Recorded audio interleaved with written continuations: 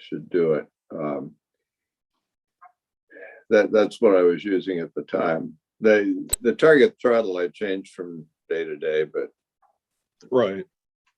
Well, I was just noticing that, I mean, if you look at it, the numbers are fairly close. What I found is like your takeoff speed, you've got set at 69, at least in the example you had for me, which equates to about 1.69 on the PWM, the millisecond value. And then your flight speed's about 1.74, 1.76, I think. I just wanted to confirm those numbers. I haven't, well, actually I did. I got the notes out in the shop, what the PWM equivalent of that is, but yeah, takeoff throttle 69, pattern throttle 72 on the top, and then there'd be 144 on the Igor. Oh, 144 on the Igor, okay. Yeah, the Igor is twice the top. Okay. For reasons known only to Tim. All right. Yeah, I was playing around with it, and I noticed that if I went too far away, like the takeoff speed to the flight speed, that I would get faults and it wouldn't work properly. And as I got those closer together, it would work better. Oh, okay. Yeah. One wouldn't have them too far apart. Right. Well, you've got a big number that you can play with, and I was playing with it and in the extreme ranges and just getting some weird results. So I started to bring things closer together and it worked better. And I was just trying to understand how much I could vary. And, when I went back and I looked at the ESC setup, it looks like each digit that we use for the PWM is about 40 RPM. So it's fairly significant by, if you change something, say from 69 to 74, that's going to be about a 200 RPM change, which is significant. You can hear it anyway, at least on the airplane. Yeah. I haven't experimented to see how far apart I could get them. Okay. Well, just for reference, if you get much more than 10 apart, then things start to go funky. Okay. Let's see. I don't expect.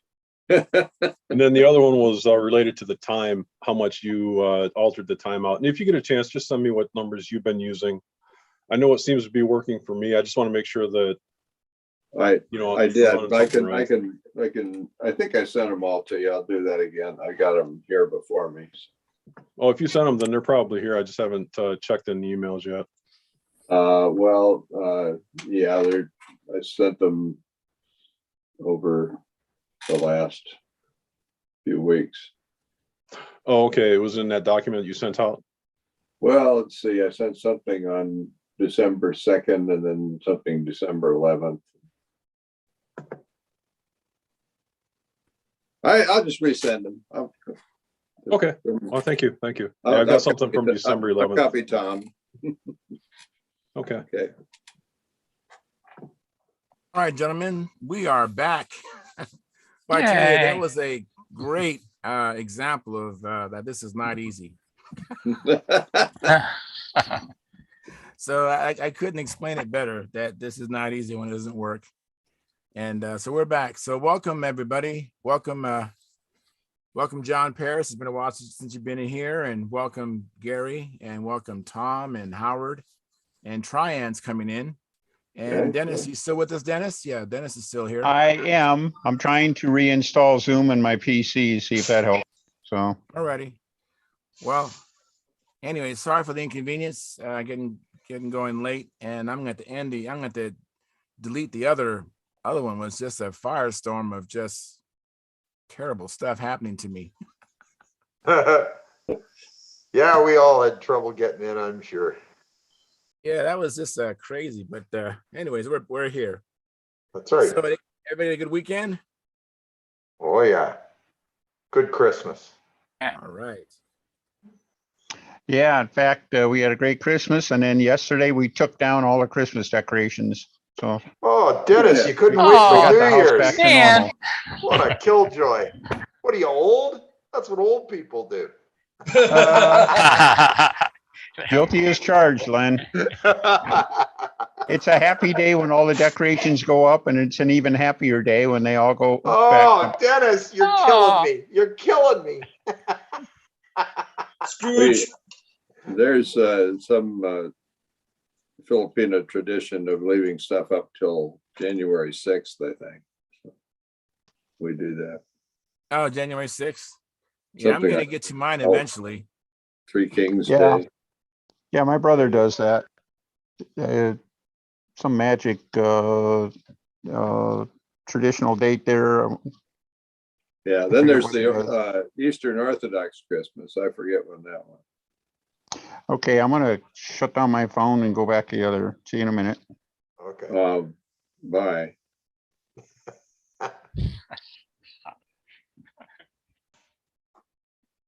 We nobody came for Christmas. Our relatives are either unvaccinated or stuck in Canada. So Oh, wow.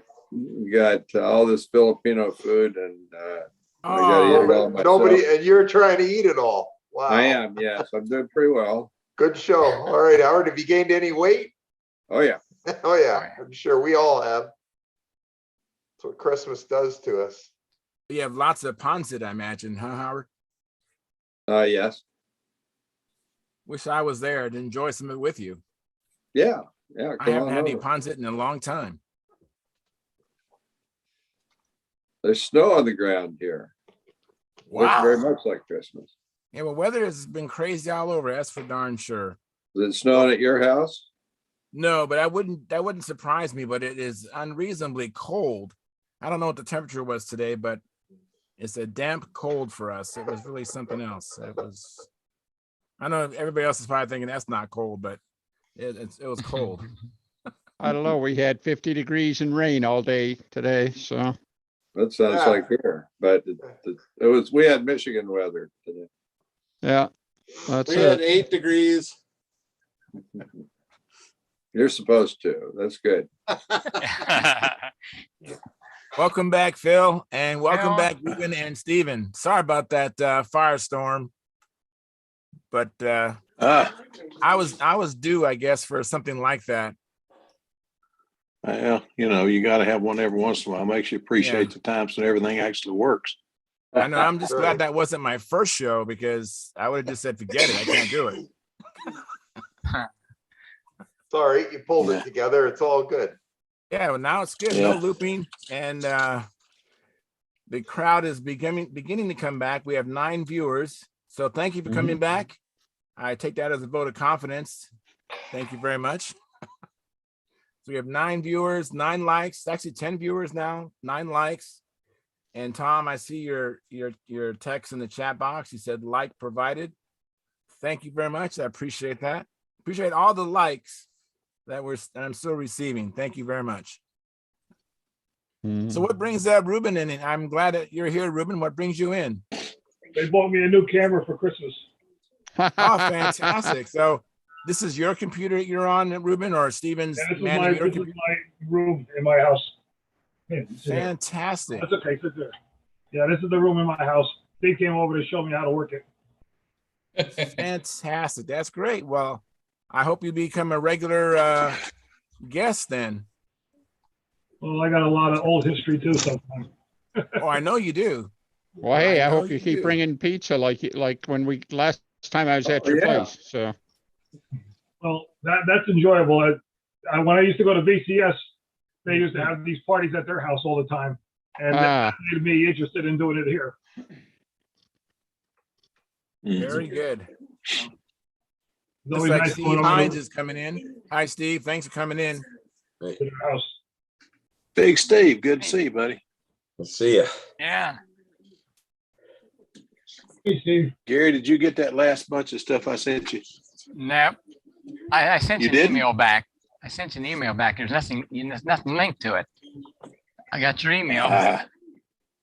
Well, I'll do it. I'll try it again in the morning then. Okay. Maybe tonight. We'll see. I sent some pictures of a third airplane and just some more pictures. But we'll get it. We'll try again. It's so cold here. I'm glad I got that bucket of coal for Christmas. Cold, what did you move? Huh? Where, did you move somewhere? How cold is it? Below freezing. Oh, man, my gosh. it's 4 degrees here. Four. Still Was melting. it? It's coming your way. No, Yeah, keep yeah, it there. You know, things are weird when the cold weather is down south and Yeah. comes north to get to you. Now, that's something's wrong with that. Hello, John. John Paris sent me a picture here a couple of weeks ago. He was out bike-slobbing in the snow. I was like, what the heck? Oh, You Lord. keep that up there. And what was crazy is that we had no snow here. And I was trying to think to myself, where in the hell did he go flying at? At his cabin or something way north? Backyard, come on, it was great. Yeah, I knew it was your backyard, but I was like, holy cow, we had absolutely no snow here. And we're Sure only did. what, Sure didn't come here, he'd have drowned 90 in the miles mud. away from each other? Mm. We'd have to put the floats on it. You want to check? You'd have never got home if you got the car into the bean field now, and it would have stayed there till spring. Yeah.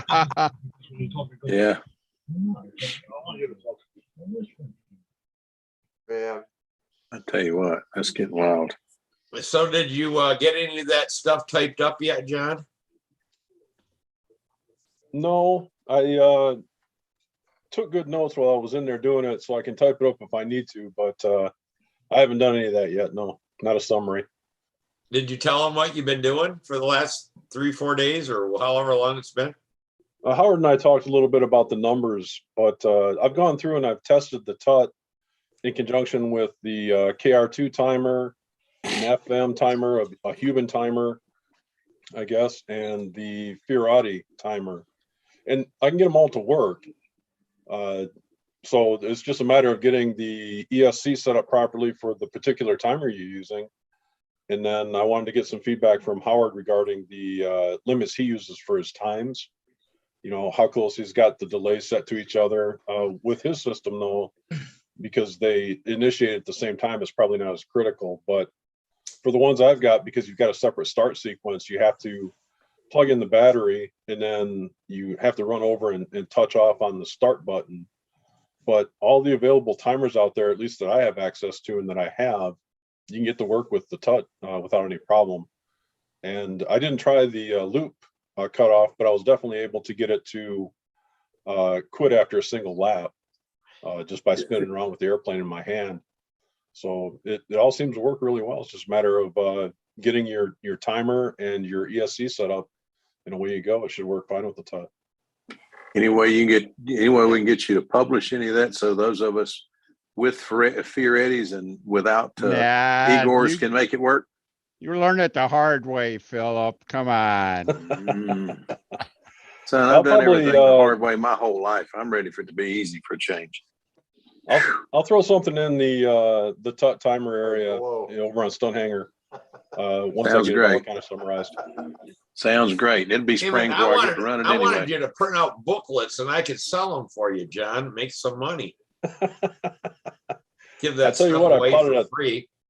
I plotted a lot of graphs and did a lot of experimenting, and I had scratched my head a little bit. I'm lucky I don't have a hole worn in it in some spots, but I kind of got it figured out.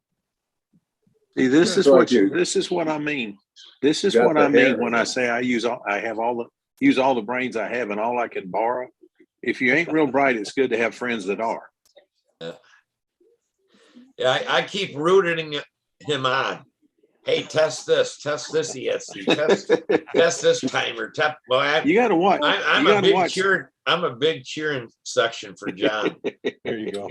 If you want to test, if you want to test stuff, test like a step response for each of these ESCs and motor combinations. That's a little bit about beyond what I have available for equipment here, but yeah, that would be nice to do. Yeah, that'd be all I'm interested in. I think. Well, not all, but I think Steve's got somebody working on that one on some timers he's sending down to Rosario, right? Yeah. They're not timers, ESCs, I should say. Yeah, he said he's going to test them and do some of that stuff with some ESCs for me. So I don't know. I'm just thinking back to Saturday Night Live and Steve Martin singing King Tut. You guys see that? Yeah. Yep. Oh, well. No, Yeah, I it missed I didn't that see it one. live like you did though, Dennis. Yeah, that's it. Well, like Lenny said, I'm an old man, so I'll remember that. So Not really, Dennis, just in good fun. that's Dennis, it. we're all old men. Just That's right. yeah, I don't see anybody young around here. that's it. I'm Yeah. not old, but I'm curmudgeonly. How's that? Huh? So There you but go. what I want to know is that if you get a timer, then do you have to have a donkey? Ooh. I guess no one knows that song, so Boo Mm. that hiss. didn't work. Boo hiss. Lord, Yeah. that was every once in a while. Steve says something that I just have to really wonder about. Like we were talking about Every once hybrid in a while, huh? systems, Yeah. and he came up with that hybrid motor, and I thought, oh I'm gonna get John working on that next. no. There you go.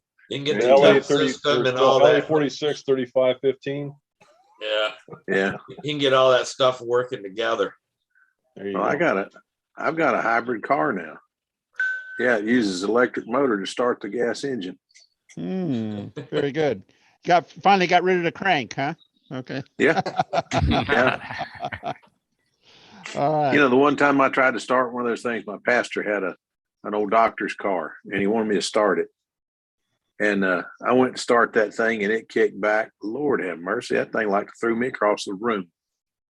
I knew not to let go of it because he said it'll kick you in the teeth if you let go of it. So I didn't let go. But boy, it slung me across the room. I did let go of it when it slung me out of the way, but them old cars, you had to mean business to start one of those old Model Ts or Model A's. This was a Model A. But good gracious. That's like snowmobiles when they came out with electric start. We thought that was so cool because you get one flooded a little bit and it kicks back and jerks that stupid handle out of your hand when your hand's cold. Oh.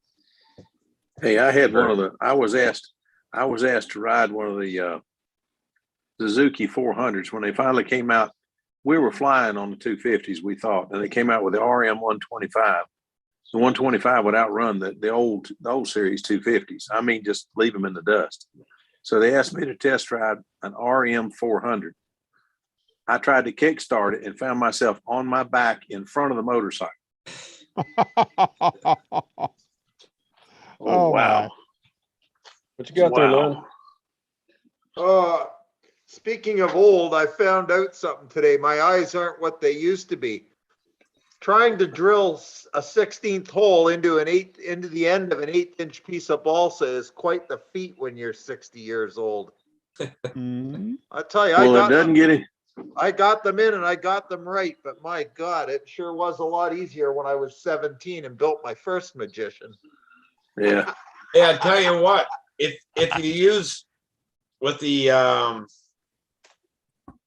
Dubro hinge slotting deal, right? It comes with a drill guide. So you can sit that on there and it'll center it and you can drill.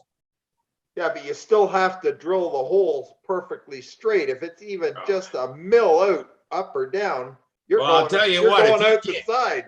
If you're so blind you can't see your drill, you need not to fly anymore. You give it a try one day. Try drilling in the end of a piece of 1/8-inch balsa and drill a hole 1.25 inches deep in the end with a 16th drill.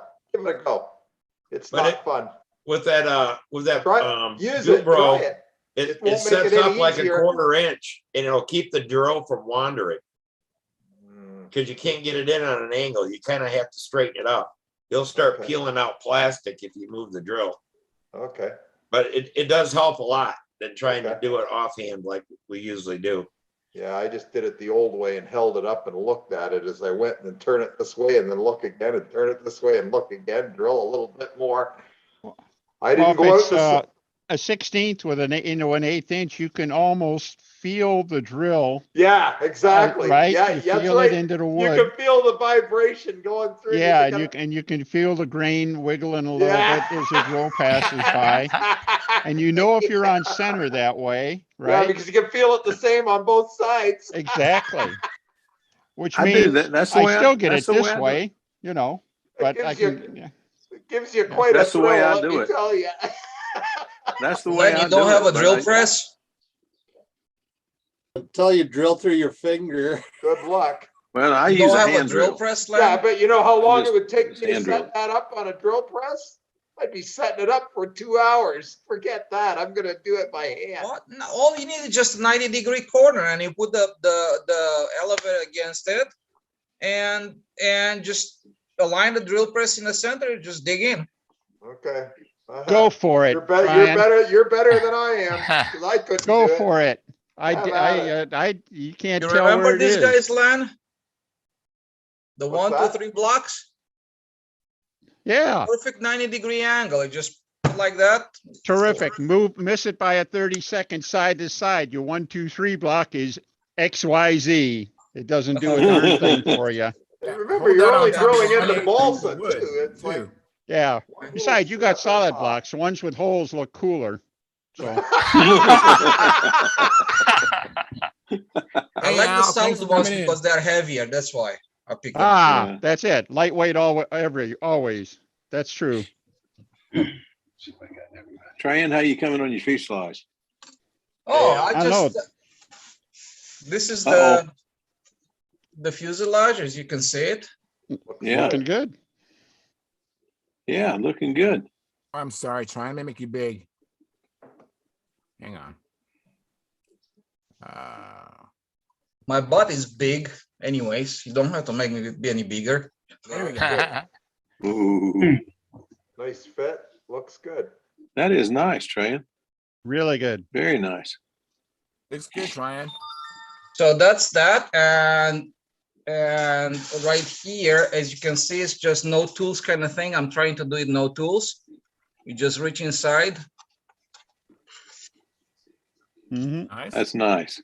That opens, and the battery just gonna, obviously you connect it and then just slide it in. Probably something like that. Yeah. And it goes all the way in. Cool. And Pretty you have slick. the adjustment in here. Quite a bit of adjustment to put the battery a little bit backwards or a little bit more forward if you want to. That's nice. And obviously after you install the battery, just put a cover back on. Pretty work as usual. That's it. Very nice. Very nice. Very nice, trying. Good. Mhm. So now you can probably see like what's going on here, how the air goes in there, plenty of cooling over the battery side. Yeah. Yeah. And the battery is being set off the wall, so there's air going on both sides of it, as well as on the bottom. And obviously I cannot show you the top, but it's kind of the same as here.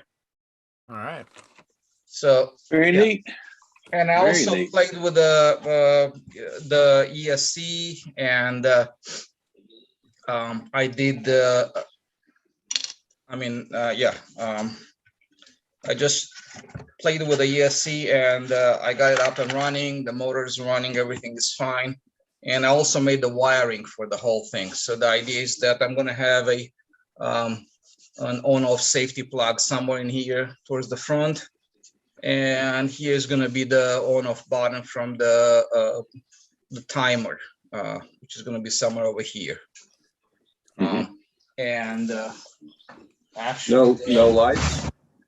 ESC, yeah. Oh, you can see. Can ask here. where the podcast went. Yeah. This is all the wiring is already done. Very These other nice. DNs, I got them set. Here I had to buy some 3.5mm bullets. And this is gonna be so the ESC is gonna sit like this on the bottom, something like that on the bottom of the plane. And this guy is gonna go inside on the top, and it's gonna be bolted on a side wall with 2 screws. And this is my by safety switch, right? Mhm. And this is pretty simple, you know, just if the screw is tight in it, it makes contacts between those two plates. You see that? Mhm. So when the screw is tight, it makes contacts, so you have continuity, right? When the screw is loose, you have nothing, right? So this is just my safety system. I mean, it's very narrow this way, you know, in this direction. I mean, it's even less than 1/4 of an inch, I think, in the thickness overall. So you got to use a screwdriver to undo it? Yeah. So you don't have a plug to pull? A what? A plug. to pull. No. I use the same system on Revolutions as well, and I have a single screwdriver on me. On one side it has the on one side it has the Allen wrench that fits in here, right? And on the other side is the lock, the locking key. That's when I put it in the lock and then turn it, and I'm assembling stuff. So and the guy who picks up I thought they mandated a have plug. an Allen wrench with him, right? What? The guy who picks up your airplane's going to have an Allen wrench with him? Yeah. Okay. I don't see a big deal, you know, but this is actually the same system they use in BattleBots. This kind of switch, when they turn them on and off, and they don't come off. Actually, I have a setup like that on my car battery for my RV battery. Yeah. That, you know, it has the wheel on the terminal. You loosen it up, it disconnects. You tighten it up, it, you know, connects. You know, that's the same thing. Yeah, I mean, obviously you can just get a screw with a longer head, maybe put like a little knob in here. You can just take the knob and just whatever. Yeah, or get one with a Except safety wire holes and put a pin through it, and then you got a pin you can unscrew. Yeah. Yeah, and I cover this guy like that for now because I don't like surprises, because this is so exposed, the wires. If it touches something else while you playing with it or something like that, it might give you a little surprise. But for now, I'm just doing this. I'm just putting one of this shrink tubing so I don't have surprises, because you have to take the screw. You got to take it all the way out and put the screw in your pocket. No, just half a turn, you're done. I had a couple of those surprises in Paul Walker's garage. I haven't been invited back. Oh, you mean wires touching some other things, sparks flying? Yeah, there were wires touched. Yes. Yeah. I didn't think you could use a switch. Basically, huh? You had to be able to unplug it. Yeah, not true. The only problem with that, you don't have a real visual, like, you know, pull the plug out or pull it in, because right. That's what I was thinking too. That, you know, the other one, they have two wires and they separate the wires so you have a visual that it's not connected. Because hell, you could just use any little slider switch then. Well, most slider switches won't carry the current. That's what Trian has will carry a lot of current. I'm not comfortable that it has to have a tool to turn it off. But I mean, if there was an emergency and if somebody came over and was, you know, diligently trying to unpower the system, they wouldn't, unless they had your tool in your pocket, they wouldn't be able to do it. Mm-hmm. I'm not real comfortable with that. You know, like, I think any of the ones who are using plugs, even the gas guys can look at it and say, oh, that's the plug, no, pull the plug and everything's dead. But, you know, and I still applaud the fact that, you know, you're getting perfect continuity and wonderful, you know, broadly spark free and everything else, but it's bulletproof. Just not comfortable that you need an extra tool to activate it. Okay. I see where you're coming from. Yeah. Why couldn't you just make it a pin and you pull a pin out of it, or push a because pin the pin can come loose. Mm-hmm. That one, those of you that are talking about visual, that thing goes into the side of the plane, and when it's engaged, it's flush against the side of the plane. If it's sticking out, it's disengaged, because my Revolution's got one of those in it, and it works fine. Yeah, but you can't. I mean, it's just. I mean, it's only a case of emergency, but you know, like in a case of emergency, you already lost the plane. So Are you guys familiar with the thumb screws? You could, they come in different threads, and you won't need a tool to loosen it or tighten it. It's a knurled nut. It's a knurled end. Yeah, that's true. That would work. A knurled screw has a round end. It's knurled, and you can just with your fingers undo it or tighten it. Turn it back. Yeah. Yeah. That makes Like sense. Yeah, it is on the that's car kind of what battery. I said, you know, you can put something on the end of the screw or something like that, or use Yeah. one of those. I mean, either way works. Yeah, that works. Yeah. Yeah, Hey, that would Brian, work. can you put that back Then you don't up and need a tell me tool. what you're using for material for the screw? What? Could you put that back up so I can see the two connection points and what material you're using for the screw? This? Charles, can you This make it screw- big, please? The Not screw big. is Full a screen stainless now. steel screw, Okay. and I picked this screw in particular because it's a 332 socket wrench here, Okay. which is pretty much what we use around everything else. Okay. And can you turn it sideways again so I can see where the connection point is made? The other way. There you go. Charles, can you blow that up? Can you, excuse me, That can you is a blow up good triangle? question. I don't know if I can do that. All right. I'll I've look got into him that, full but screen. You don't? I have another one if you Yeah, want to he's take full a look screen at on it. my It's- computer, but maybe not on. Is he still small Yeah, for you, That- No, he's Denny? big. That's, No, he's the, big. that's the same thing on a car battery. There he is. Here you go. Hang on, give me a second. If it's not big, you also can change it to speaker view on your computer. So this is one of the blades, Yep. All right. and the other blade is like this. Okay. So this one has clearance holes here. These guys are drill and tapped, right? Okay. And in between them, there is a spacer made out of Garolite, and I don't have one here, but Yeah. so this is it. So what you've seen on the other ones, I already soldered it here, soldered it underneath on this other side, right? Mm-hmm. And I put some shrink tubing on it. So how far does that Nice. screw have to come out then? Well, wait a sorry? minute. You still got metal to metal between the screws there, don't you? No, The this is clearance plastic hole. screws. It's got a clearance plastic- hole. Yeah. All right, Black but you ones got are metal to plastic. metal on the center screw. No, Yes, the when center's not it's touching tight. anything.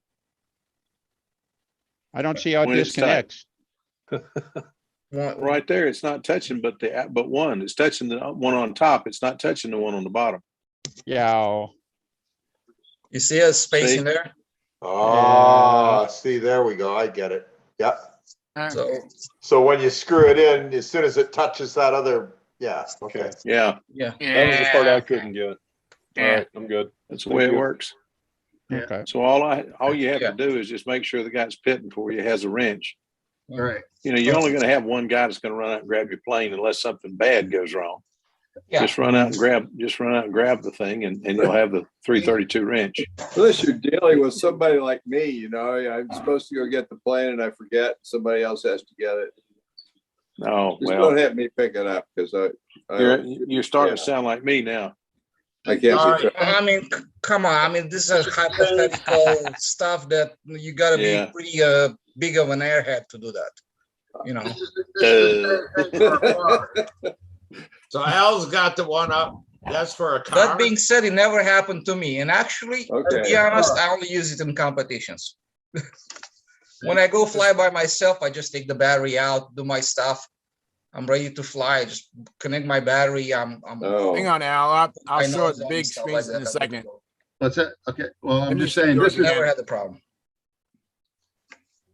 this is what I use. That's the same thing that Triumph's doing. But Yeah, that's for yeah. real. Yeah, that's like the kill That's switch the on my same boat. thing. Yeah, and I use it, you know, and you have to screw it maybe about 2 turns for it to, you know, disconnect the power. But I know Oh, I like Yeah. that. when I see my dome light go out. I didn't even know it existed.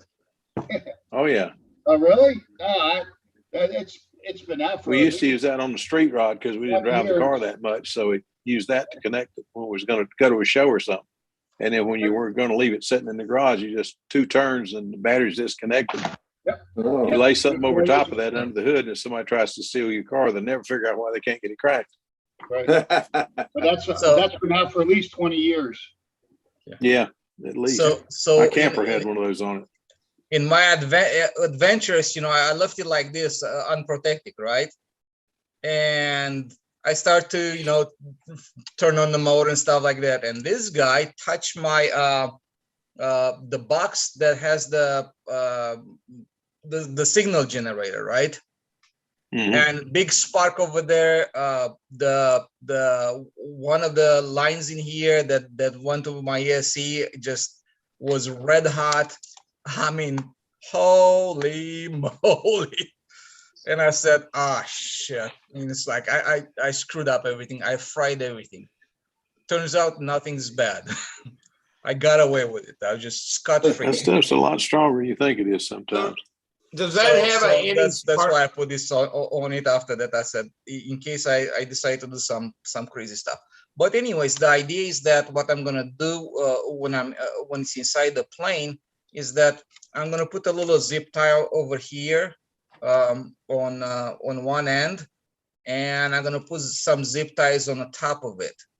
So kind of is gonna be zip tied like this, and then you have the end that connects to the battery, right? This is going to be kind of flexible, right? But I'm going to have a zip tie on top and bottom. I think I'm going to take this plug and plug it directly into the I mean, the wire is long enough to plug directly into the timer, and I'm going to use the cable that came with the timer for programming purposes. And because it has like the Fiore has you know, the regular stuff, and you have to program it from somewhere else. But I think I'm going to take this guy and just plug it directly into it like that, and use channel 1. I think this is channel 1. Yeah, that's how I do mine. Yeah, so add channel, and I'm going to leave this attached permanently. Right, you just hook that to your jetty box. Yeah. Yeah, so this is going to stay attached permanently, because I don't want to take them in and out, because these guys are very fragile when it comes to reversing polarity. So if you take your plug like this and you reverse it and you just put it back the wrong way, you will fry this thing. Mm-hmm.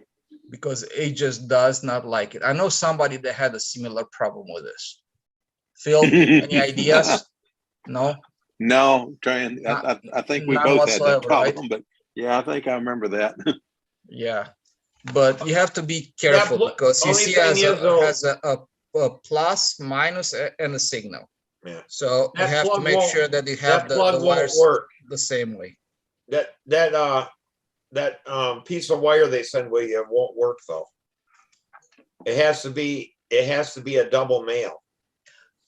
I know, I'll fix it. You know, it's no big deal. Oh, okay. Yeah, I just want to let everybody know you can't use that wire. You gotta have a double male wire.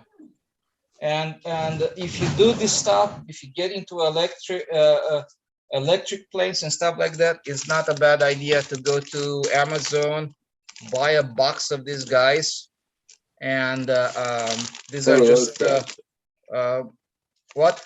These are just for servo endings, to put servo wires and stuff like that, and they give you the little servo casings, and then they give you you can see inside here the pins that go inside of them. It's a crimp pin, so you put the wires inside, you crimp them down, and you shove them inside these things, and can make custom wires, whatever length you want to have, whatever termination, if it's a male or female, stuff like that. And they're not that expensive. Trust just crimping it though. $10 you can get like 25, 50 of them, and it's going to last you for a while. If you have the right crimping tool, Phil, you don't have to worry about it. They make one for the sizes of all them crimps, I think. But you know, Max Products has one for like $6. Oh yeah, you can get anything, or you can use. It's much harder to do it with a regular plywood, but you have pliers, spare pliers with the fine tips and stuff like that. But you can get it done like that too. Another thing I think is beneficial is just to go and buy a box of these guys. Again, when I bought them, I bought like 25 of them. Beans, connectors. Yeah, I have a few of those too. Yeah. Another idea is to get maybe one of those variety pack of shrink tubing, and yeah, that's very beneficial. Yeah, and then you have all kinds of sizes inside of it. You can pick up a size, do all kinds of stuff with it. Yeah. So, and they're not that expensive, you know. This is the stuff I was talking about. This is my signal generator. It's actually a servo tester. And you can use this to run your motor on the ground without a timer. Just basically just a servo tester. But yeah, how do you like those burn marks on it? Yeah, good grief, Trey. Yeah, it's been through war, huh? But you know what? It still works. That's it. Well, I got one for you guys, just so you don't think we're all electric now. Because I'm going electric, but I went out there and was at the field. Guy was out there having a problem, and I decided to try to give him a hand. So he's trying to figure out why his motor wouldn't stay running. He put it up and it's flying around. It looked like it's doing great. And I saw something happen, but I couldn't tell what it was. He landed the plate, motor shut off just clean. He landed the thing, and he's just really upset that it quit. And I said, well, that wouldn't have happened had you had a filter on the motor. He says, what the heck do you mean? There was a bug in his venturi completely blocking. He'd hit a bug and it went right up in the vent and completely blocked it. So I told him about what we do about getting a little bit of hose, women's pantyhose or something, and putting over it, and then just take an O-ring or small rubber band, or we've even used tie clips. I got tie clips on 2 of mine now, just zip ties, you know. Right. And the guy says, well, I'm not going to go buy a pair of hose just to get a filter from a model. That's ridiculous. I said, well, do you ever go to Walmart, or do you ever go to buy a shoe store? Well, sure. I said, well, if you go to any shoe store, they'll have these things. They're footies. Yeah. And it's just for women basically women to try on shoes with. They're free. Go in there and get you a couple of these. And they make real good filters. Yeah, Phil, though, you don't get them for free unless you try on women's shoes, and I just don't want to do that. Well, I got 2 of them for free. In fact, right here's the other one. So you go in and you just mosey around there and just reach down and pick them up. They don't care. That's what they're there for. So you take that home and just use a single layer of it and put it over the venturi, and then you'll never get another bug in your venturi. And this happened on a Fox 35, and the guy says, well, how did you know about a Fox 35? Every time I've been out here seeing you fly, you're either flying a 46 or a tune pipe. I said, well, I guess you hadn't been here when I was flying electrics or my old timers, which are Foxes. Not all of them are 35s. Most of them are 59s, but old timers do it with Foxes, guys. I mean, good grief. That being said, my new Stunt Wagon 60 is a 46, but Tiger 46. But anyway, not right. You got to know the trick. You got to remember some of these old tricks, and a lot of it is stuff we've about forgotten, but some of the people have never heard of it. So pass this stuff around. Let the guys know, because it saved a lot of trouble. They didn't have pantyhose those days. So that wouldn't be authentic for old time. You'd have to use silk stockings. Well, I don't know how I'm gonna get old to silk. But anyway. Yeah, for the old timer, you also have to have that seam going right down the middle of the filter. So yeah, but you can draw that on with a marker. It's official. It's official. You guys are too many. No, Phil. That's so inspiring. I might actually build another glow airplane just so I could do that.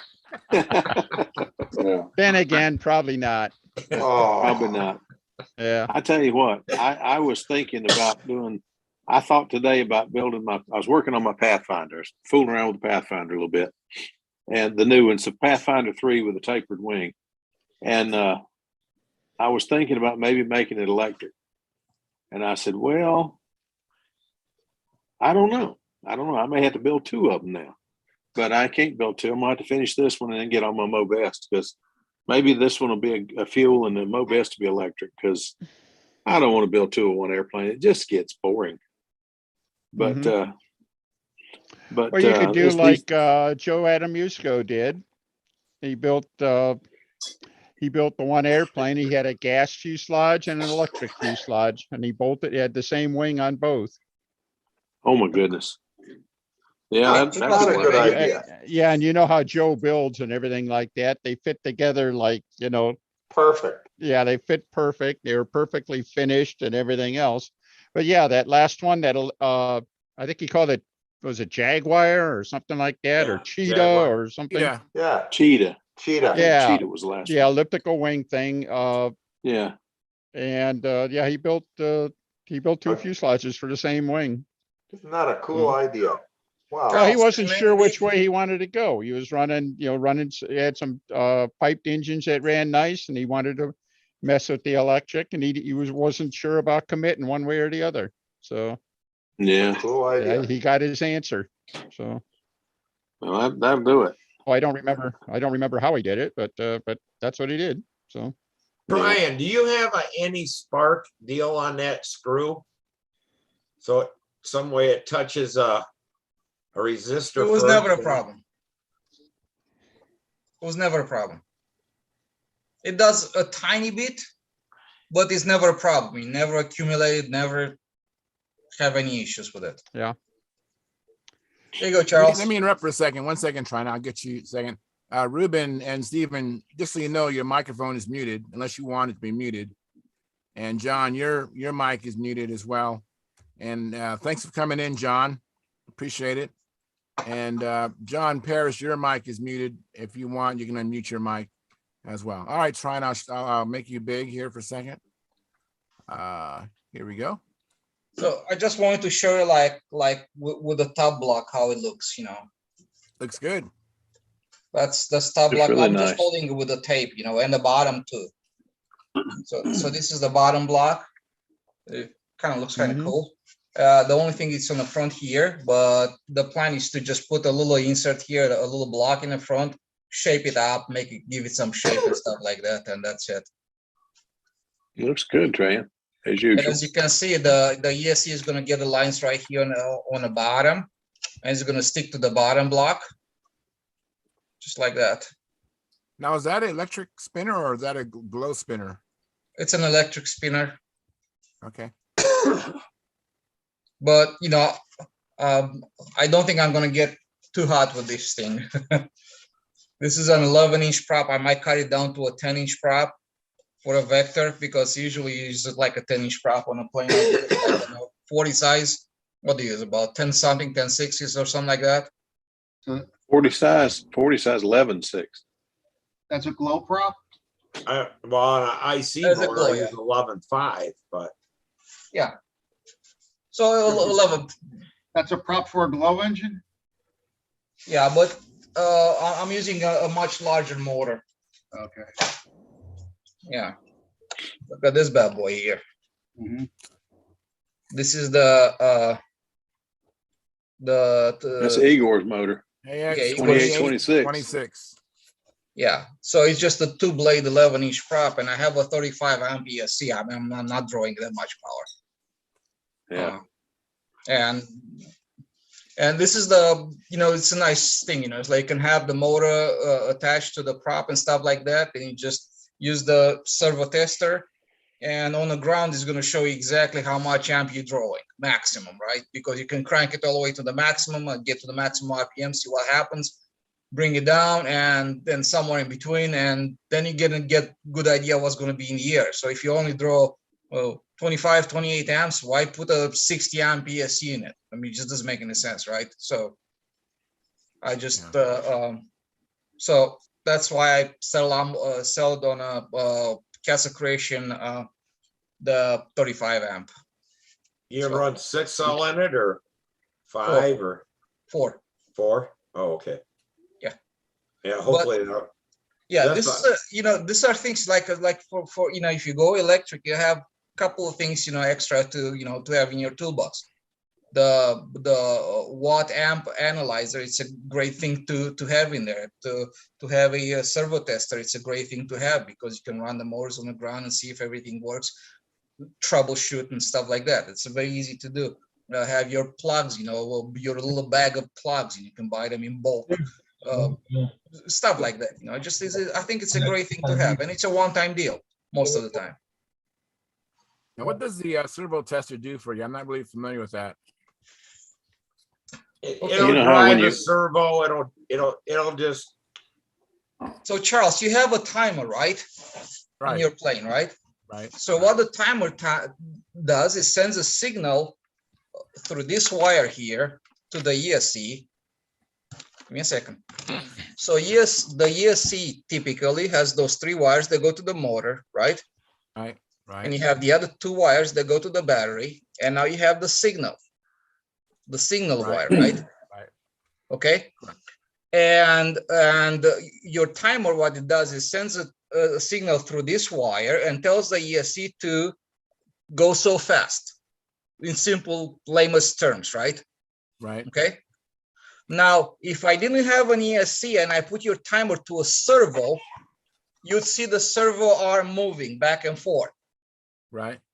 Because the same signal that a servo, a regular RC servo receives, is the same signal that this guy works with. Okay. Right. There's no Okay. difference between them. All right. Okay. So that's why the servo tester comes in place, because it's instead of the timer, in local timer, right?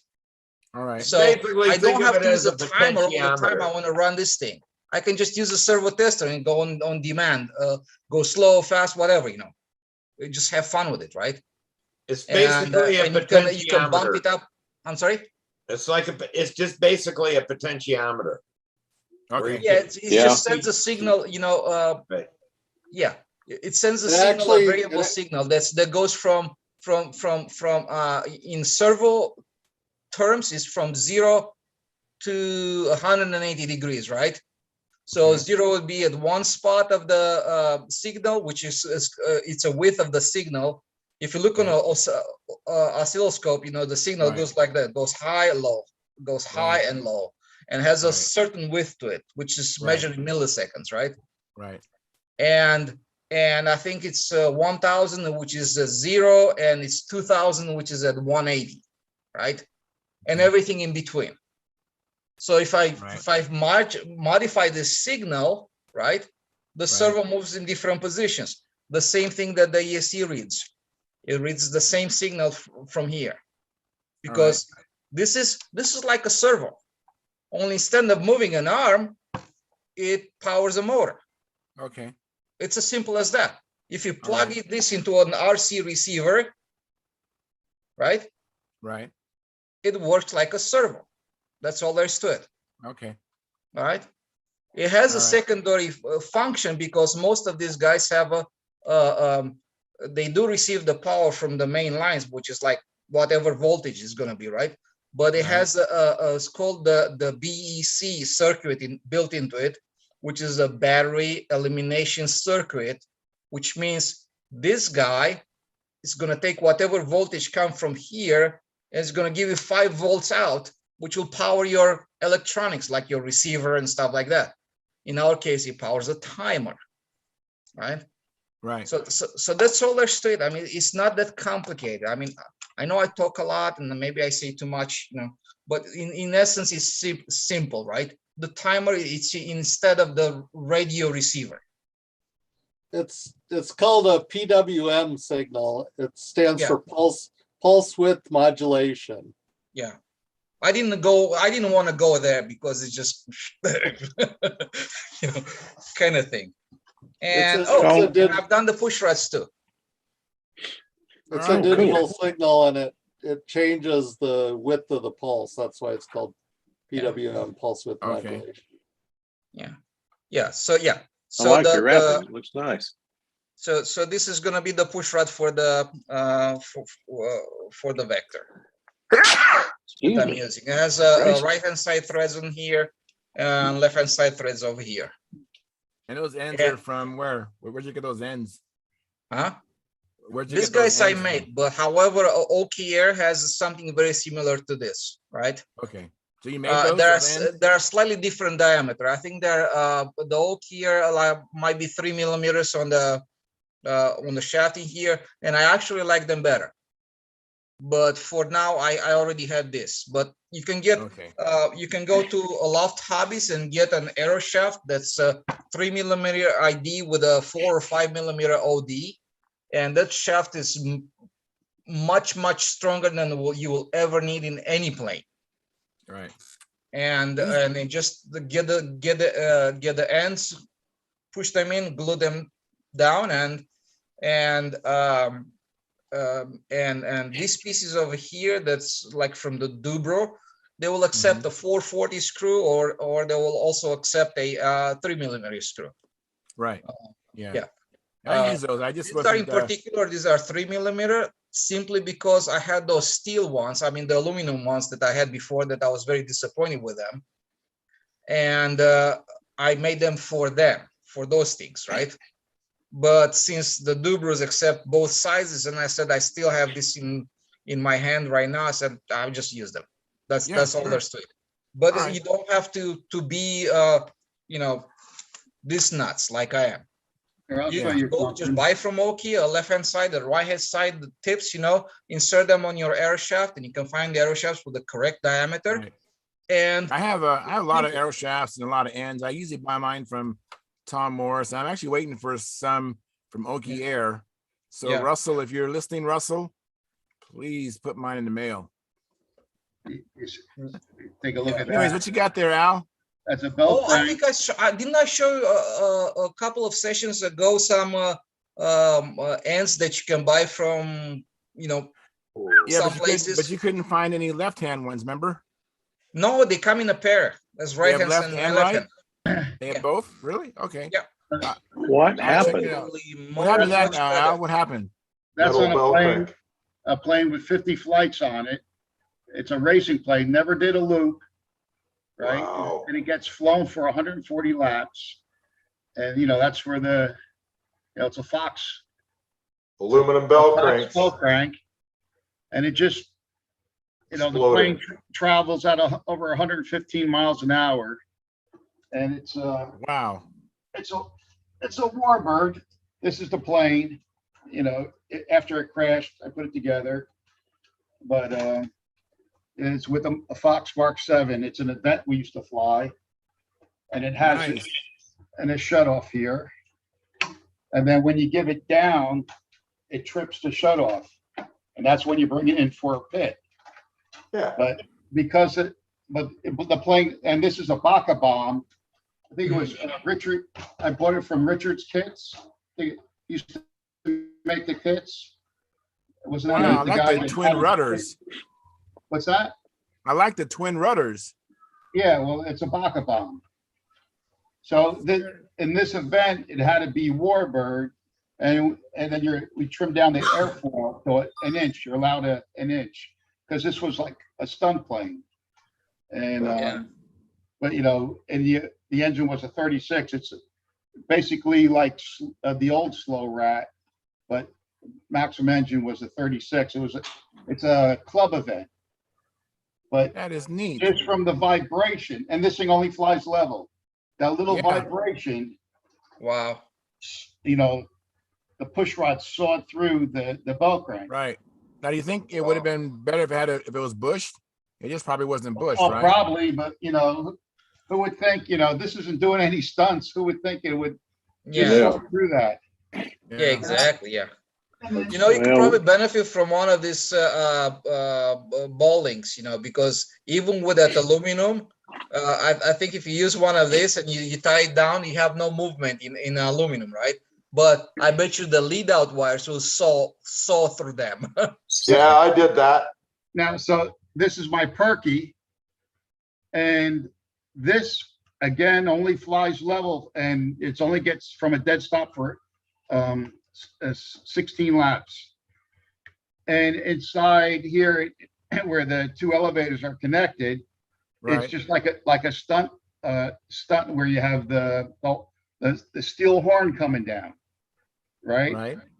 So the plane, this plane was going fast. It was going like 112, and then it started to go slower, and it started hunting on me. I couldn't get a good flight out of it, and I took it apart. And at first, it was doing the same thing at the bell crank up here as what you were seeing, but I caught it before as that. Right. Switched it over to a nylon in the front. Okay. So then everything was fine. Then all of a sudden it started doing the same thing again. And it would do it like just after a day of flying, like just 3 or 4 flights. And the horn in the back, the steel horn started to saw through. Then I reinforced it with washers and it started to saw through that again, soldered it up. And what solved it was I had to go to a nylon exterior horn. Okay. And now I don't have any issues of, now it handles perfect. It grooves great. Actually, it's flying the fastest it ever did. And I got second at the Nats this year with it. And very nice. And I got first place top speed out of everybody, for the whole, the whole postal perky thing. And that's a second, the third time I did it. The first time I did it, I would say about 6 years ago at Brodak. It was the first time anybody went over 111. And then I won Brodak in 19 at 114. And then this year at our local contest, I did just under the 116.9. And that's all time from a dead stop. But that's very nice. And what motor are you running in that, Al? What's that? What engine you got in that? It's a modified 4 combat engine. Mm. And then Paul Smith is the timer, and he made these beautiful trophies that he handed out. Oh, that is beautiful. This is from 2019. Wow, that's nice. That is nice. And that was timed at Brodak by, the timekeepers at Brodak. But that's very nice. As you can see that, but this plane was totaled on its maiden voyage when we had a push rod, something like Trayon was showing with the taps in it, and it came apart. It was JD welded together, and it came apart. But I've been working on this thing. You see, it has a little mini pipe. Yeah. It's a 4 combat engine that's been modified. It has a special piston and cylinder. And I'm just no fancy propeller, ATC prop. I tried everything, and this works the best on this plane. Very good. And awesome. It's a 7.5. Al, I have a question for you. Per Perky rules, do you have to use both sides of the elevator as functional? No, I don't know. Because wouldn't it be easy just to do the outboard in this example and leave the inboard flat? I mean, some guys do it, but the problem with that is these things when you're flying them and the engine shuts off, they dive like you got a rock on the end of the stick. So you need, you're yanking up trying to get it, and it's coming down, and then it finally gets enough air, speed, because there's no airfoil on these things, Yeah, I can see. Is that symmetric? A rock on a string. Okay. But no, I have flown guys that they're racing planes that do that, but then that's the issue. When when the engine shuts off, it drops. It's amazing how much it drops. Interesting. This thing's finally, really working well for me. Yeah. Awesome, man. That's awesome. Cool. That's cool. Hey, thanks for showing. Put Len to sleep. No, I was asleep listening to Electric, not this. What's that? Matter of fact, guys, let me read some of the comments in the chat box. Let me see here. Tom Ramley said, "Light provided, even with the problems." Thank you, Tom. Then Brent Williams says, howdy from frozen Utah. Yeah. And then Mike Rigel says, the more I learn about electric motors, the more I think I'll stay with glow engines. Yeah. And then Mike Lonke said, you're a badass, Al. Congrats with your perky, great job. Yes, you are, Al. Yeah, no, I love engines and speed, but it's a lot of fun. But I'm gonna hand it to Paul. He takes on keeping the scores and keeping at Brodeck and running it, timing everything, and keeps track of everything. So it's a lot undertaken, and he puts those trophies out of his own pocket. Wow, pretty something. Yeah, there's some guys that love the hobby that much. That is great. He does. Yeah. And then I see Big John in the background. And then everybody's speed has increased now. Like I think there was, at the Nats there was 16 competitors, and the Postal Perker this year was 15. He combined the last year because of COVID, there was 15, and the average speed now is 100 miles an hour. That's from the slowest guy to the fastest guy, the average is over 100 miles an hour now. So how long lines are you guys using? The guy years ago, it was hard to even get to 100, and now that's the average is 100. Wow. That's how everybody's trickled, and the top 5 were all different engines. I was a 4. And they're all they were all 15s. Second place was a Nova Rossi. Third place was a Nelson. And then 5th place was a Taipan. And 4th was a Taipan. 5th was a Cox Conquest. Wow. So it's the Conquest run pretty good too. So. Phil, did you ever try the prop? I'm curious. Yeah, I did. It ran good on the 25 with a 30-ounce airplane. It runs very well, but I ended up putting it on the 32 in the Humbug, and was only going to put it on there for one flight and try it. It's probably found a home on that 32. Oh, really? Because I just had my friend has a Brodeck 25 on a Peacemaker. And he's been thrashing all different props on there, and he put that prop on there, and he says that's it. Well, that's what's going. That's if I'm gonna try to get in touch with APC and see if I can't order half a dozen of those, because they do work very well. Yeah, and I mean, it actually looks almost just like that. But this is a racing prop for this is an 8.5 by 5.5. Wow. And that works great on like a Nelson. Yeah, 5.5. This is a Mark 7. Mm-hmm. But I've been thrashing. When my pilot friend was alive, John Ross, we used to go out there and try props and glow plugs and anything we can just to get a little bit of speed. And Venturi sizes, everything, within the rules. And I remember. And then now APC doesn't make this anymore. So, Figures. We used to have a couple of guys here. Huff and Herlocker were speed guys, right? But Elmer passed away a year or two back, and that left a big hole around here because he was just a great guy. But we also had back in the old days, we had I called them Bulldog and Lee, but I can't remember, Olin Martin and Lee Cleveland. And those guys were Goodyear racers and mouse racers and rat racers as well. But they go out there and we go out and fly stunt for 6 hours on Saturday.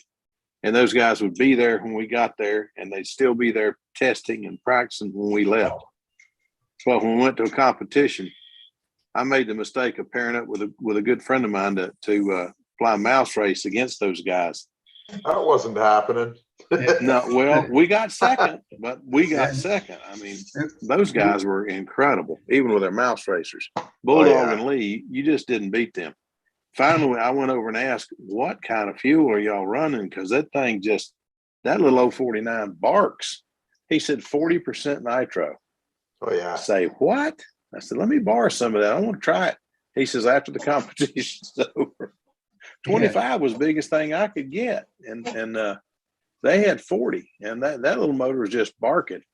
But he says, you only lost to us by 3 laps. I said, yeah, I mean, mine restarts better than yours does. But once we get in the air, you're passing me in 2 laps. You're flying 3 laps to my 2.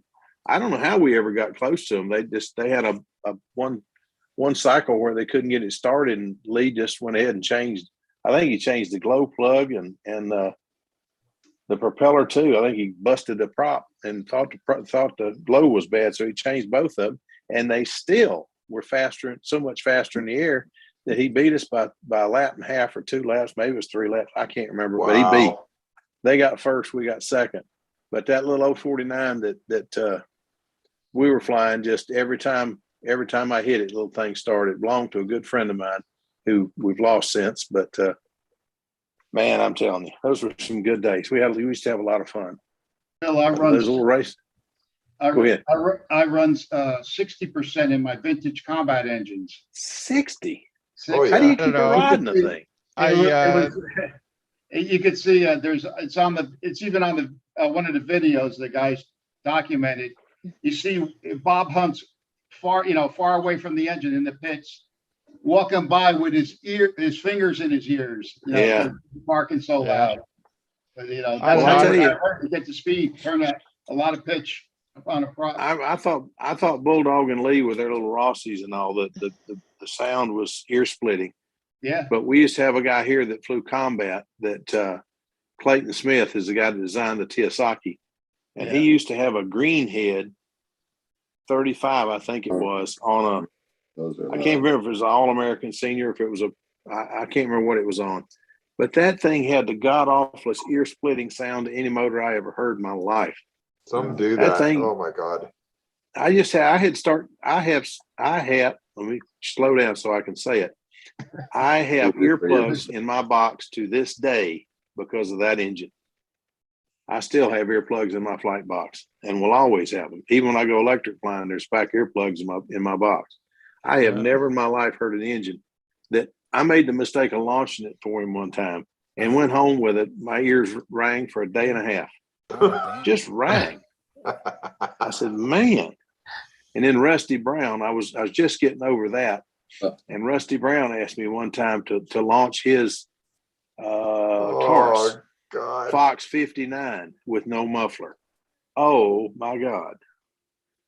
That was the loudest model airplane I ever got near in my life, with the exception of a Pulse Jet. I got too close to one of those starting up one time. I'm not sure about that. Yeah. Man, that thing was loud. Whew. The only other one I can remember that ever really questioned on the what could be louder. We had a guy come here one time with a Ringmaster. It looked like it was about 4 times the size it was supposed to be, with a 90 or something.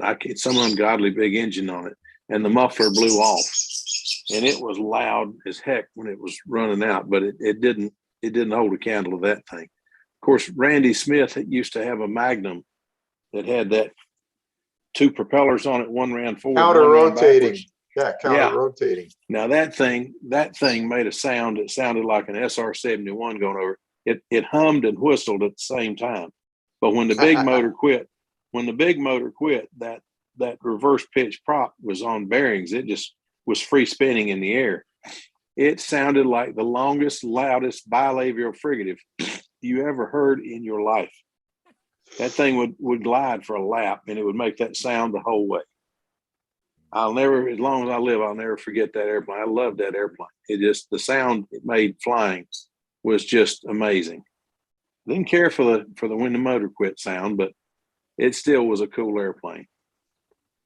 And then he came out with a tune pipe Vectra the next year. It didn't sound near as good. Flew better, but it didn't sound near as good. Now, those were the days, though. We had a lot of fun when we were developing all this stuff. Let me interrupt for a second. Mike Lonke had a They're comment. talking about running. You guys are talking about running high nitro. I remember my little brother and I snuck out to the schoolyard with our baby bees, and we had the jug of my dad. My dad had some 60% nitro. Oh, Put good. that in the baby bee. What? Mine didn't run so well on it. My little brother's, I swear the thing had sparks coming out of it, but that was fun. That was, I only did that once, but it definitely, the engine definitely liked it. So I bet it did. yeah. I have a Go for it, comment Charles. from Mike Lonke. Mike Lonke says, I timed for Paulie with his model at Detroit. I kept him honest in the postal. I think he was 106 or 108. Wow. I think it was 109. Wow. Well, I tell you what, when you go see one of those engines run the high nitro early in the morning, and you see the flame coming out of the muffler or the tailpipe, that's, you think the whole plane's going to catch fire. It's just incredible. We see that orange glow coming out of the exhaust pipe or muffler or whatever. Some of them have mini pipes, like Al was showing there a little while ago, little manifold or mini pipe. Some of them had tune pipes, but anything that had really high nitro always had that glow behind them first thing in the morning. And I never forget thinking, when's that sucker going to catch fire? Never did see one. The only one I ever saw catch fire was a stunner. The guy just kept priming it, and it got just, the outboard wing was just coated in fuel. I asked him twice, let's stop and wipe this thing down. No, the darn thing's gonna fly. So he fired it up. I let go of it, and it went up. About 10 flights into the flight, I kept thinking, what is that smoke? It don't look like just regular fuel smoke. The outboard wing, when he landed, the outboard wing was just a crispy critter. It just all but burned it plumb off. Wow. What are we looking at? Is that Wendy Wanowski?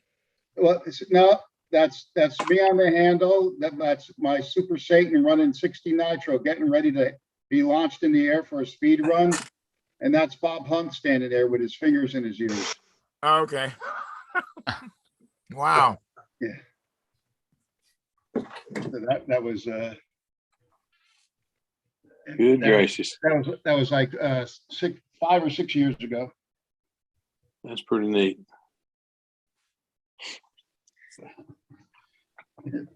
Pretty neat.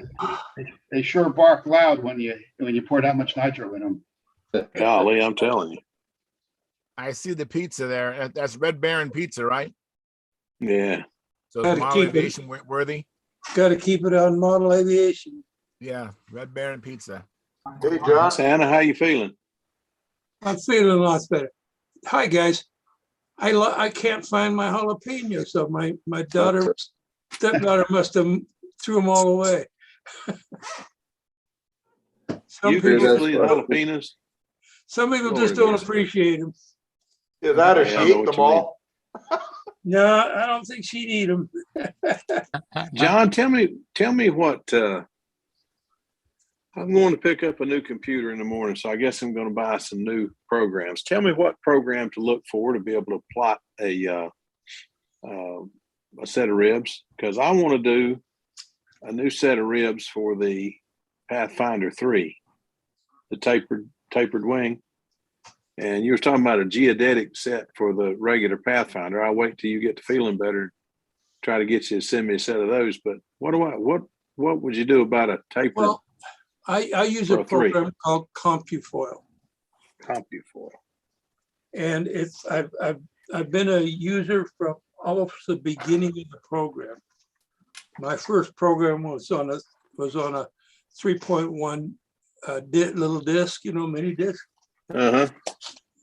Anyway, and I when bought it, I bought the top of the line, everything, and I've never, every update I've gotten has been free. Okay. Yeah. But there's a bit of, you need to play with it to get to using it. It's not. Oh, yeah. Okay.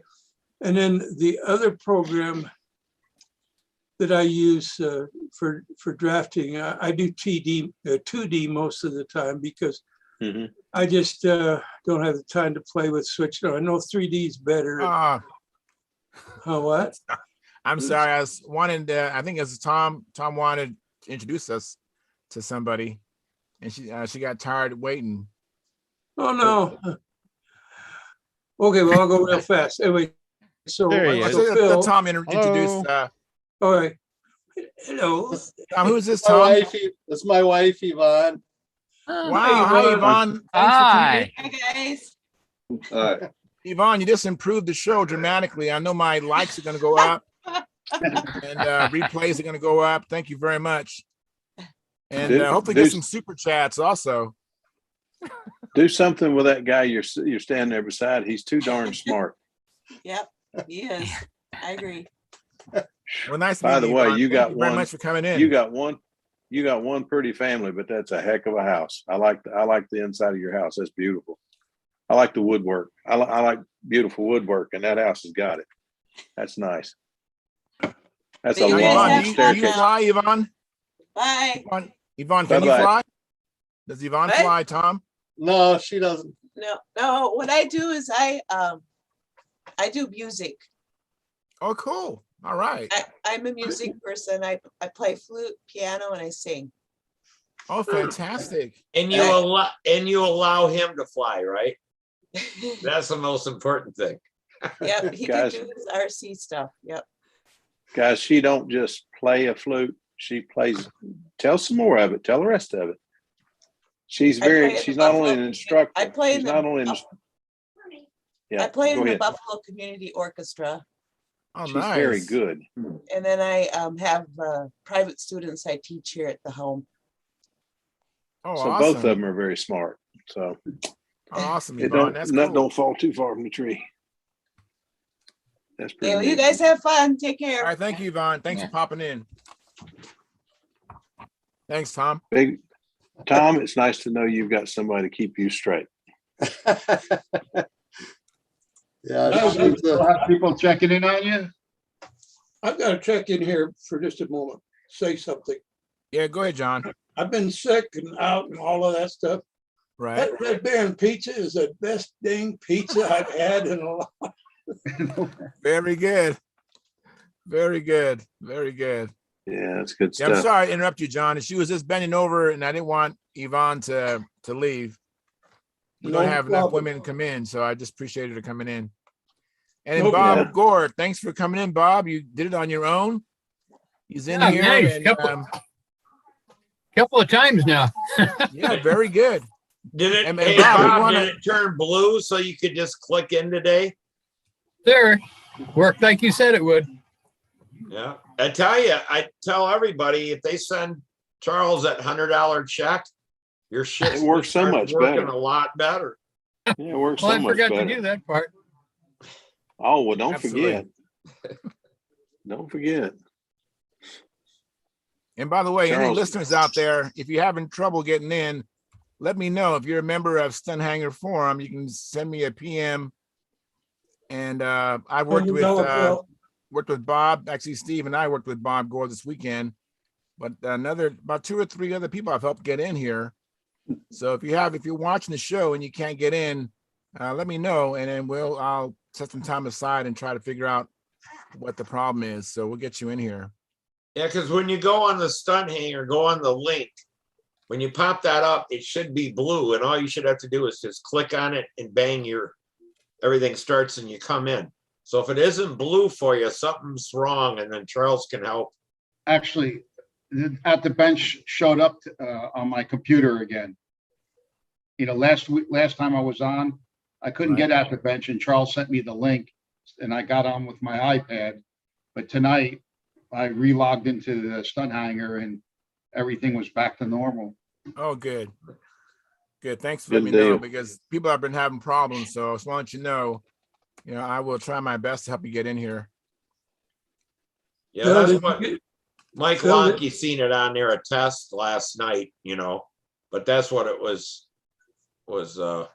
helping Bob get in. Phil, did you get your question answered? I think so. Yeah, CompuFull and you said another one, but I didn't get what it was. Draft site.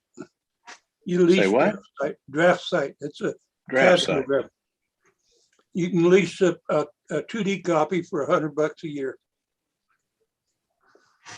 Hey, Bob, are you Okay. willing to share some of those pictures of your airplanes? Oh, yeah. I see if I can figure out how to sort that out so I don't have everything else going. Yeah, you can sort that out. You know, those other stuff is beautiful. I'd rather keep it with model aviation. Yeah, I'm sure. I'll see if I can figure out what to take us do. off in another. Those are just too tempting. It'll take us off topic.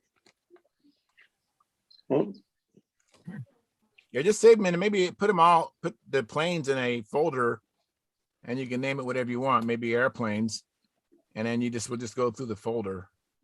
Oh, yeah. Hey, Charles, I was gonna let everybody know this is from when Tryon was on, but on a Toolkit RC, they got a new charger out, the M8S.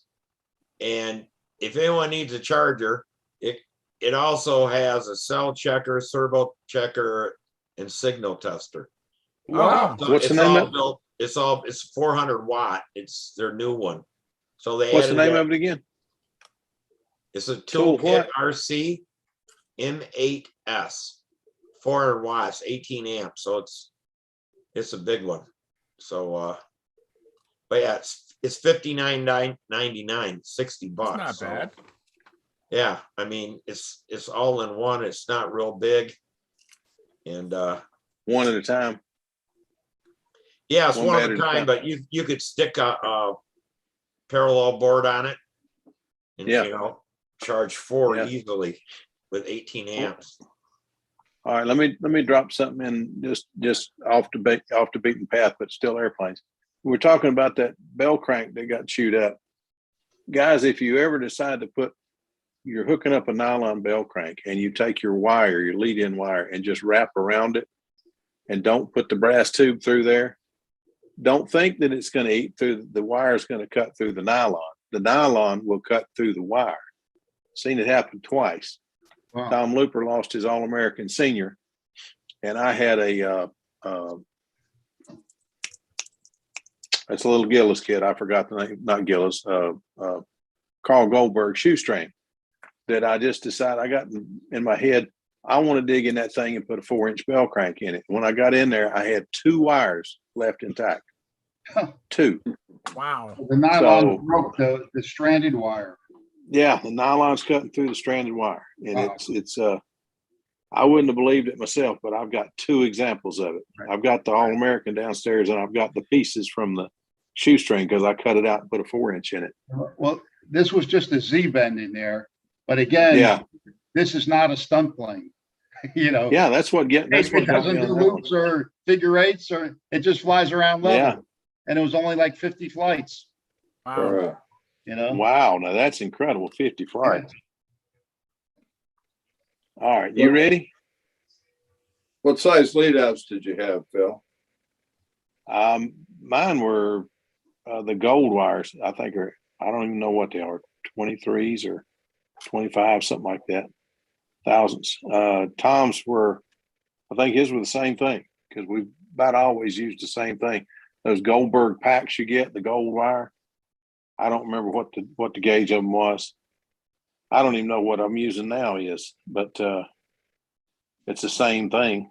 But nowadays, most of the time I use solid lead outs. I've been using solids the last few airplanes up until, well, I say that the 3 that I just sent pictures of are all braids, but I've used solids for a long time now. Tiyasaki was one of the last planes I built that's solid. The last Tiyasaki, I have 3 of them now. But anyway, I want to try Tryon's idea of using Kevlar. I can't wait. Hopefully, I that'll want to be try a that solution. too. I want to try that too. I have some ordered from eBay, and when it comes in, I may take that wire out and put that in it just to try it because the TO that's as easy as you're ever going to have an airplane to get into to change it. So I may just do that. I just want to mention something. I I was on the other night. I didn't log in, but the guys were talking about spider wire. Yeah. And I think you just said that you just did a Palmer knot instead of doing the double surgeon knot. Right? Well, Yeah.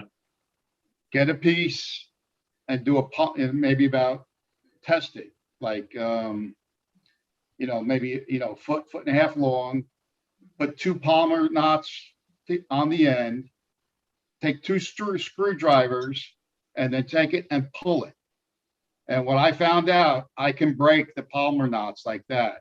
If you take the double surgeon knots, do it that way, and put the 2 screwdrivers and test it and pull it, you won't break it.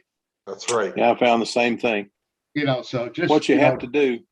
What you have to do is when you tie that thing, you have to make sure that the strings do not lay over one another because they will cut.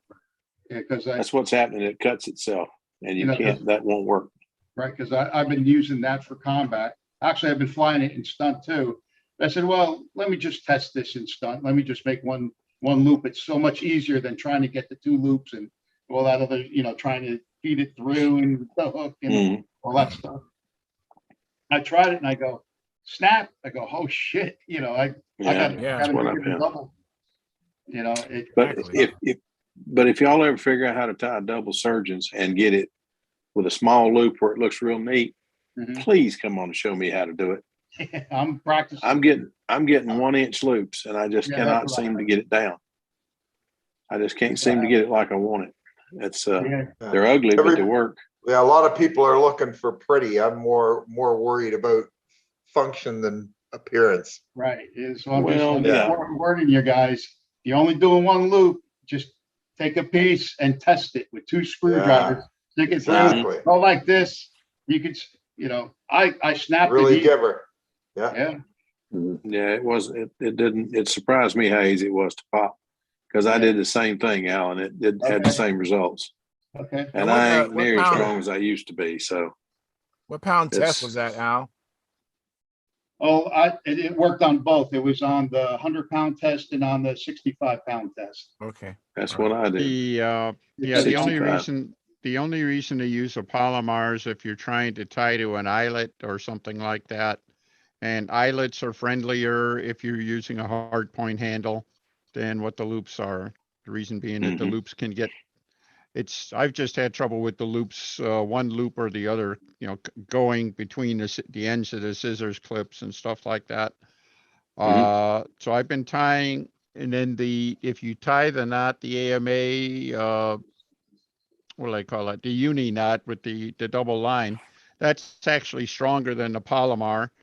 And it's been tested at over 100% line strength. So it'll work really well too. But again, it's harder to tie and you just can't get it at the right way.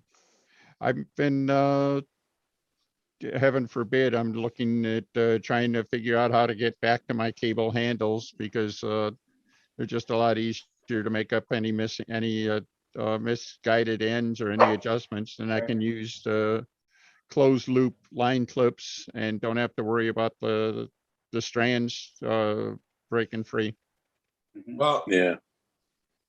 Dick, he did some testing on it to where on his lathe, he took and tied double knots in a short piece and a scale, and he tied 40-pound, and it broke at just a little over 80 pounds. It broke at the knot. But I mean, it's like still twice what it's supposed to be. Right. And it's like you can pull it and it breaks. It may break there or whatever, but it's still over. If you actually measure it, it's still over what the rating of it's for. Yeah. What got me? If you got, I told him I'll get over there and give him a hand. We got to try some 50 and 65 and stuff like that. But I mean, it's more than what the line's rated at. Yeah. So if you go out and pull and you try to pull with a scale and you pull 65 pounds, I don't believe there's no airplane. Yeah, I agree. There's no airplane that pulls that hard. I agree. I agree totally. Oh, I can tell you, I can't pull my crips apart when I do that on my steel lines. Yeah. That's the only thing. That's that's what brought the light up, made the light bulb go off in my head when I tried to do the simple knot. There he is. Hey, Mike. I'll tell you what, I had to jump in here. I've been watching a video. You guys got to stop the thing about getting equal sized loops on this Spectra line. It does not matter. If you mark your line when you make you can have a loop that's 2 inches long and a loop that's a 1/4 inch long. But if you mark your line where you want the termination, the actual end of the loop to be, doesn't matter what size the loop is. Right. You got to get off this thing of equal sized loops on each side to make equal sized lines. If you watch Stinson's video on how to tie Spectra and you mark exactly where you want your 60 foot at or 62 or whatever, and you do your fold around that mark, it doesn't matter when you tie the knot if your loop is 2 inches big or 1/4 inch big, as long as your mark is at the end of that loop, which is where you fold it back on. So you got to get off this. I can't make equal sized loops. It doesn't matter. Your lines are the same. Looks hokey. That's all. They're gonna be within 1/8 of an inch of each other, man. I mean, how much better are you gonna get? You're talking to OCD stunt guys. That's I want it to be pretty. I want it to be pretty. You're talking to OCD stunt guys. Yeah, they want it to look. They want it to look prettier than Wendy's finishes. That's it. Yeah, that's it. Well, my loops are about as big around as my finger. All right. There's probably something to that. Now I have got to the point where my loops are all about the same size. Okay. But I'd like to be able to get it down to like a 1/4 inch or something like that. I get that, but I think maybe people out there watching in the world think if you don't make equal size loops, then your lines aren't going to be the same length, and then you're going to have a problem creating lines of the same length. No. And that's not the issue. You guys are hung up lines are going to be on the same. the loops got to be the same size. You can tie those lines within 1/8 of an inch of each other if you mark them. And they're going to be super close. It doesn't matter if your loop is, you got one small loop and one a little bigger. Y'all are just too anal about that crap. Have you guys been on the? Have you guys got on the post that Dennis put up? Yeah, I finally read it, Dennis. Thank you. It's very good. Well, on that post, a guy did a link to this little knot tire. You can tie all the different kinds of knots. You mark it and you stick it on and it holds it right there. And then you tie it with this thing that holds it. I mean, made it look real easy. And I think you could get your loops a lot smaller, all the same size by when you do it. But that little thing that he has on there will tie every single knot, I guess, that the fishermen tie. It'll tie all of them. Who cares? It's $12. Al, I know you're with me, Al. I know. That's what I said. I mean, my God, you guys are, it's like dragging people. I don't know. I agree with you. I agree with you, Mike. It doesn't matter. It does not matter. When you go to appearance judging, they're not judging your friggin' lines. It does aren't even hooked up. matter. It gives you zero increase in performance. It gives you zero increase in strength. It gives you nothing if your knots are a 1/4 inch different, or your loops are a 1/4 inch. But if you start tying them, you can get your loops within a 1/4 inch of each other. You can do it after practicing a little bit. But it don't matter. If you mark them, your lines are going to be, now they're not going to be Tom Morris lines within a 1/16 of an inch, but you can tie them within 1/8 with a Sharpie mark on them. Yeah. And I'm pretty sure most of us have an 1/8 an inch adjustment in our handles, whatever you're flying. You can move your hand. Or if you have a Jim Lee clip maker, you can make your clips to make it within an inch, 1/8 of an inch. you guys are making it so much harder than it has to be, man. It's killing me. So far, this is my total investment in tooling. And this has really been All right. And I did that by rating my wife's sewing box. All right. So I didn't actually even invest in it. Oh, are you in trouble? Yeah, well, she was on board. And what I did find is that it does help me keep those two loops together when I'm bringing everything tight and everything like that. And, you know, Mike Stinson showed using a little screwdriver and stuff like that. Well, this hooks and holds and everything. And you know why you won't get your scarf next year. yeah, well, and besides, it's the same color as my eyes. So, you know, I mean, all those things matter. The round end still comes in handy and all.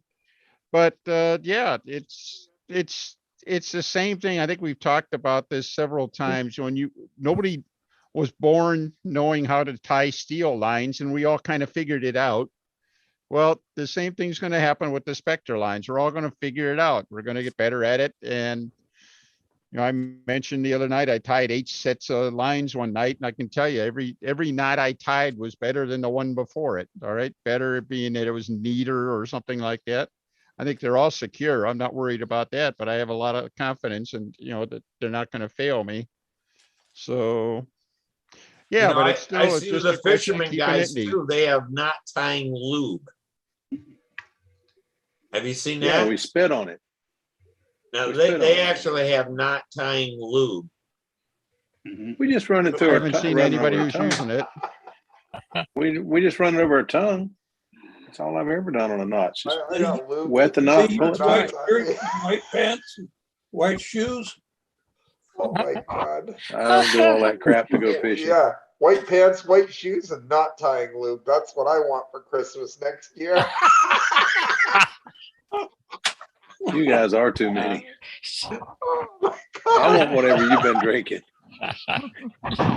Those Canadians got some better iced tea than what I've been drinking. I'm telling you. Guys, let me catch up on the chat box real quick. Rick Wallace, he says, Wing Helper, it's easy to use. Do you know what he's talking about? Probably a program. Wing Helper. Oh, maybe it's a program. Wing Helper. That makes sense. Okay. So maybe that's something you might want to consider, Phil, is Wing Helper. I'll look it up. It's easy to use. And then Middlesex Modelers gave us a super chat of $19.99. And thank you, Al. I appreciate it immensely. And then Mike Lonke, he retracted his statement, but it was basically what he said already. I saw it earlier. Yeah, it's because I had to come on here. You were killing me with that shit, man. I had to come in here. I mean, he had part of it in capital letters. I knew he was not happy. I'm in the house taking down the Christmas tree with the wife, and I got YouTube streaming. I'm watching you guys and listening, and I'm hearing all this, and I'm like, can't stand it. Wait a minute. Mike, you can't have ugly knots on a stunt ship. Oh my God, I don't care. But good. Listen, I grabbed this laptop. And I said, babe, I got to go to the garage. I'll be back in a minute. And she's like, oh no, what's going on? I said, I don't know. I just got to straighten these stunt guys out. I said, Al's in there. At least you'll understand what I'm saying. You're going to see him put heat shrink over him next. Yeah, I know, right? No. And then they're gonna melt their Spectra because they heated it up. They're gonna melt their Spectra and break their shit and crash their airplane. And it'll be everybody else's fault. But Mike, before you know, remember, I'm the guy that got orange and blue lines so I could make up a orange and blue airplane. Okay, that's great. And oh, by the way, I also have a pink airplane. Guess what kind of lines I'm going to use? That's awesome. That's awesome. Cool. But you guys with big ugly knots. Yeah. No, it's not the knot. It's the size of the loop. I think they're big ugly loops. They can't make the loop exactly the same, so they're stressing about it. Don't stress, guys. Relax. It's okay. We've used different loops sizes in combat for years, and it's been fine. Don't stress about it, stunt guys. Hey, you know, it's funny. One of the guys in our club, as soon as he saw the loops, he goes, "Oh, I don't like them. They're ugly." What are you talking about? Too bad. Well, then don't use this stuff. Don't use them. Don't use them. But I don't think playing down with a scale finish on it instead of a shiny finish. What happens to you? Nothing. Yeah. No. The best finished stunner I ever saw in my life. Period. Best built, most scale stunner I ever saw in my life, and I've seen everything Al Ray built. This plane was beautiful, and it ended up on the back row because it was flat painted that was not shiny. And that F8F, the Wildcat, or no, it was a Wildcat, was on the back row, the very back row. I saw one where they actually took the plane out the back door and put it out in the grass in the building.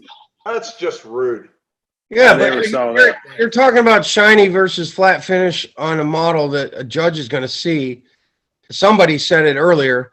They don't look at your lines. Nobody's going to see the loops. No, they won't see the lines. It's just I just hate for everybody to see my lines and realize that I can't get a knot, 2 knots. Who's going to see your lines, Phil? Who's going to see your lines other than the guy launching your model? Other than the guy launching your model, who's going to see your lines? Either at the airplane or at the handle. Who's going to see them? You think someone's going to walk through the pits and do a Spectra knot inspection and see if the loops are identical? Oh my God. I'll see it. That's what I'm worried about. Hey, you guys, let me interrupt so we can go to the after party so Mike can really say what he really wants to say. I said it. Anyways, I just want to recap. We had as many as 24 viewers, and I appreciate that with the firestorm I had earlier tonight. And thanks for coming back. And then some of the people came back from the into the chat. I appreciate that. So we'll be back Friday. And this is no joke. Sometimes we have some people that just want to come in for the after party. So, if you're not registered with Stunthangar Forum, get registered so you can be part of the after party, which sometimes is better than the live stream. I'm on now, so we'll be back Friday. Thank you very much for tuning in, and we will see you later.